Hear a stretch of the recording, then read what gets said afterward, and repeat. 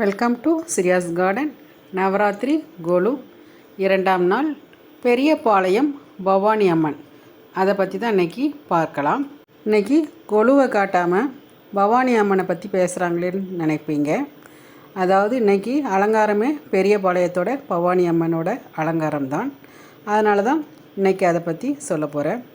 சென்னையிலிருந்து 45 கிலோமீட்டர் தொலைவில் திருவள்ளூர் மாவட்டம் ஊத்துக்கோட்டை தாலுகாவில் இந்த பவானி அம்மன் திருக்கோவில் அமைந்துள்ளது. கொலுவை பார்ப்பதை விட அந்த அம்மன் எந்த அலங்காரத்தில் இருக்காங்களோ அந்த அம்மனை பற்றி, ஊரை பற்றி, கோவிலை பற்றி நம்ம தெரிஞ்சுக்கிறது ரொம்ப முக்கியம். பவானி அம்மன் சுயம்புவாக தோன்றியுள்ளாள்.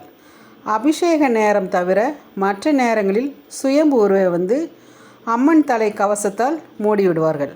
இத்தலம் அருகிலேயே மிகப்பெரிய புற்றுக்கோவில் உள்ளது. புற்றுக்கோவிலிருந்து தினமும் ஒரு இரவு பவானி அம்மன் கருவறைக்குள் சுமார் 5 அடி நீளமுள்ள பாம்பு செல்வதாக சொல்கிறார்கள். தினமும் காலை பூஜைக்காக கருவறை கதவை திறக்கும் முன்பு 4-5 தடவை கதவை தட்டிவிட்டு சிறிது நேரம் கழித்தே அர்ச்சகர்கள் நடையை திறப்பார்களாம். சர்ப்பம் உள்ளே இருந்தால் சென்றுவிடும் என்பதற்காக தான் இந்த ஏற்பாடு. இத்தலத்தில் சுயம்பு மீது பூசப்பட்டு எடுத்து தரப்படும் மஞ்சளுக்கு அதிக மகிமை உண்டு. அந்த மஞ்சளை நம்ம தண்ணியில் கலந்து தீர்த்தமாக அருந்தினால் எந்த நோயாக இருந்தாலும் குணமாகிவிடும். அந்த மஞ்சளை நம்ம வாங்கி வீட்டில் வச்சு கொஞ்சம் வெளியே எங்கேயாவது செல்லும்போது பூசி சென்றால் நினைத்த காரியம் நடைபெறும் என்பது ஐதீகம். இந்துக்கள் மட்டுமன்றி இஸ்லாமியர்கள், கிறிஸ்தவர்களும் மஞ்சளை வாங்கி சென்று பயனடைகிறார்கள். இந்த தலத்தோட தீர்த்தமும் சக்தி வாய்ந்தது. எனவே வர முடியாத நோயாளிகளுக்கு இந்த தீர்த்தத்தை பாட்டிலில் வாங்கி சென்று குணமடைகிறார்கள். இந்த தலத்தோட தீர்த்தத்தை 3 நாள் குடித்தால் அம்மை உடனே இறங்கிவிடும் என்பது நம்பிக்கை. மாங்கல்ய பலம் தரும் பெரியபாளையம் பவானி அம்மன் திருக்கோவிலுக்கு நாமும் சென்று எல்லா நலன்களும் பெறுவோமாக. இன்றைக்கி இந்த கொலு வீட்டில் பவானி அம்மனோட உருவம் தான் அமைச்சிருக்காங்க. எவ்வளோ தத்துரூபமாக இருக்குது பாருங்கள். பெரியபாளையத்தோட அம்மனும் இவங்க அமைச்சிருக்கிற அம்மனும் ஒரே உருவத்தில் இருக்குது, ஒரே அமைப்பாகவும் இருக்குது. வழிபடுறதுக்கு அவ்வளோ தெய்வீகமாக இருக்குது. பெரியபாளையம் சென்று பவானி அம்மனையே தரிசிப்பது போல் உள்ளது.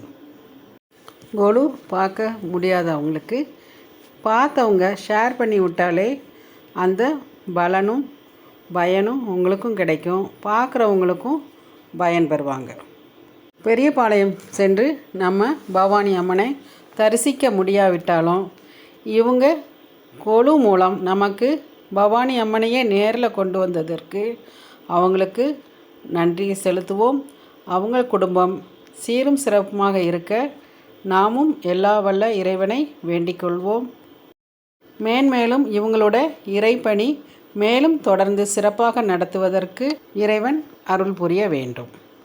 இந்த நவராத்திரி நேரத்தில் இப்படி கொலுவை பார்க்க சென்றால் நமக்கு மனது நிம்மதி கிடைக்கிறது. நாம் சென்று வழிபடுவதை விட நமக்கு தெரிந்தவர்களையும் கூட்டிக் கொண்டு இந்த கொலுவை பார்க்க அழைத்து சென்றால் அந்த பயனும் உங்களுக்கு கிடைக்கும்.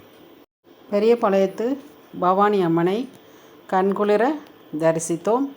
நாளை நவராத்திரி கொலு 3ஆம் நாள் நாளை பார்க்கலாம். இந்த வீடியோவை எல்லாத்துக்கும் ஷேர் பண்ணி விடுங்க. உங்களுக்கு எல்லா பலன்களும் கிடைக்கும்.